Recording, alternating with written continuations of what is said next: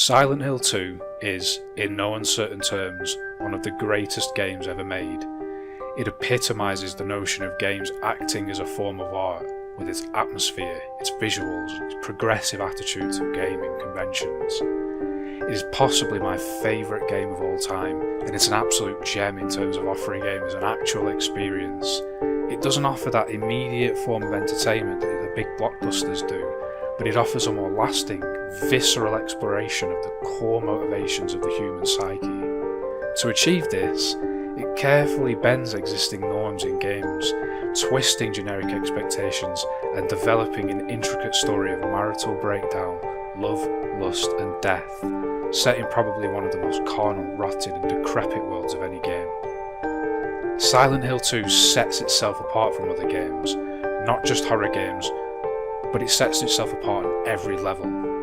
All of the elements come together to create an atmosphere that will permeate the mind days, weeks and months after playing.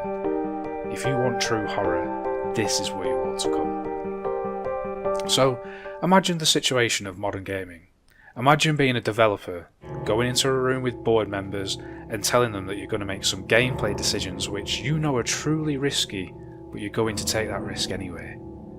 Imagine this within the first 5 minutes of the game. Well, that's what Team Silent pretty much did when they started work on Silent Hill 2. The first few minutes of the game are, by the developer's own admissions, risky. You're walking through a forest, nothing happens, there's no cutscenes, there's nothing dramatic, it just goes on and on. The idea is that you're supposed to be daunted by the prospect of moving forward, while simultaneously being too afraid to turn back, and the early portion of the game is much like this.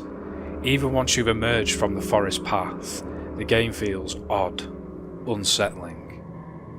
Then you have that first enemy encounter, 10 to 15 minutes in. The vibe of the game has slowly built up the tension for this moment. From that point on, you're on an ever more frantic, more labyrinthine journey through the unusual town of Silent Hill, a town which exists on the border between reality and one's own nightmares. The creatures in Silent Hill 2 are just like the vibe of the town. They're unusual and unsettling. This is because their design follows an approach that focuses on taking something human and gradually undermining this human aspect. So a great example comes when the developer talks about the straitjacket monster.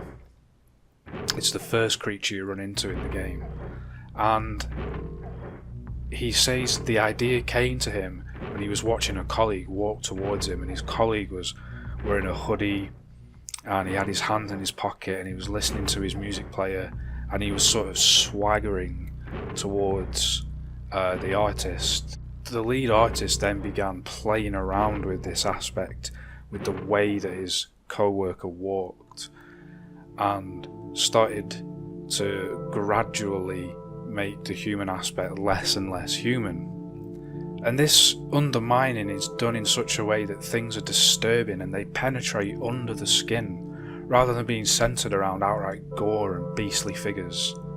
Silent Hill 2's creatures intimidate in an altogether different way. They strike a Freudian balance between the erotic and the macabre. This creates a sense of fear in the player and a sense of compulsion and at the same time repulsion, that somehow the creatures express what makes us all as humans tick. They visually represent our desire for sex and our fear of death. We're drawn to these creatures as much as we're perturbed by them. This is obvious in the nurses and the compromising positions we find Pyramid Head in, but also perhaps at its peak in the boss, titled Abstract Daddy. This boss, who another character, Angela, refers to as Daddy, and it's alluded to but never outright spelled out that she's the victim of paternal abuse, is a hulking, fleshy bed frame with a screaming vagina being lurched over by a manly figure. This description sounds vile, grotesque, but its presentation in the form of Abstract Daddy is somehow disturbing while also being tasteful, curious whilst being carnal. With Silent Hill 2, Team Silent are reacting against what they deem as the formal, In other words, the generic conventions of horror and gaming in general. Compare Silent Hill 2's mysterious monsters to Resident Evil's clumsy cadavers or the raucous reptiles in Dino Crisis. The list goes on. Alone in the Dark, Parasite Eve, Clock Tower, Doom, and a whole manner of other horror games you care to name. They're all absolutely great and enjoyable in their own way, but they all follow the same conventions. They put us face to face with monsters we're used to seeing, sounds that we're used to hearing, and B-movie storylines that we've become accustomed to. Silent Hill 2 offers us something far more unique.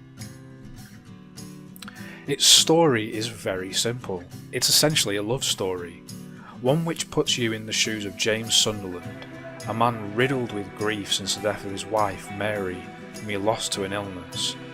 But one day, James receives a mysterious letter from Mary, and it's dated only a few days earlier, despite her death being 3 years prior. Mary asks James to meet her in their special place, the lakeside resort that is Silent Hill. And so begins a harrowing journey into James's deep-rooted sexual desires and the resentment he developed towards his dying wife. Along the way, he meets other similarly tormented characters, from the nervous Angela to the deranged Eddie, but most curious of all is James's encounters with Maria, simply put, a lady who looks and sounds just like his wife, if his wife was a prostitute. There's also a number of different endings to achieve, and some of them depend upon choices you don't even realise you're making in-game. That is, the game itself is secretly judging you. For example, you start the game with a picture of Mary. Examine this picture enough times and you get what is taken to be the most pleasant ending of the game. But examine Angela's knife enough times and you get a much bleaker, more depressing ending. Silent Hill 2 doesn't need to brag about player choice affecting the game, as player choice does this organically in an unspoken way at a time when choice was reserved to which bit of dialogue you're going to choose in an RPG. The Silent Hill series was always praised, and rightfully so, for its unique and genre-defining soundtrack. Akira Yamaoka, the game's composer, fused elements of Portishead with the likes of Angelo Badalamenti, the collaborator of David Lynch, to create a score that is as beautiful as it is downright creepy. As with other aspects of the horror genre, the soundtrack was something that Team Silent felt was too formal in other survival horror games. They cite Resident Evil as a specific example. The Hollywood soundtrack and the roars, groans and splutters of the game's monsters are all sounds that we've come to associate with horror, and have become completely conventionalized. Akira Yamaoka wanted to subvert these expectations and create something more unusual, more chilling, and as a result something far more effective in trying to scare the player. And the score sticks with the design methodology of attracting and repelling the player by creating a sense of dread with the dreamlike. But the fear isn't just in the sound, but in the silence as well. Or silence is a sound too, as Akira Yamaoka puts it. What he means is silence can reveal the ambience of the scene and create an altogether different vibe. The nature of the fear changes when you have nothing but your own footsteps and the creaking of the floorboards beneath them for company. It can make you focus on what may be lurking in the distance, in the unknown, which is precisely what the developers wanted the player to do. Now, Silent Hill 2 is not perfect. The tank controls can be difficult for new players to adjust to, so the combat suffers as a result, and some of the dialogue suffers from the same B-movie cringe as other survival horror titles of the time. Though it's not quite as bad in Silent Hill 2, and the developers intended for some of the dialogue to come across as strange. It just adds to the odd feeling the game leaves you with, and it's very similar to something like Twin Peaks in that respect. Overall, the risks, the design, the atmosphere, the plot, they all come together to form a perfect storm of fear and desire. The horror of Silent Hill 2 isn't based around the spectacular or the gory, but the unusual and the odd. Silent Hill 2 is scary because there's something human, all too human about it. So if you ever find Mary asking you to meet her in that special place, I beckon you to do so, because it is unforgettable. Silent Hill 2 is quite simply a masterpiece, not just of the horror genre, but of any.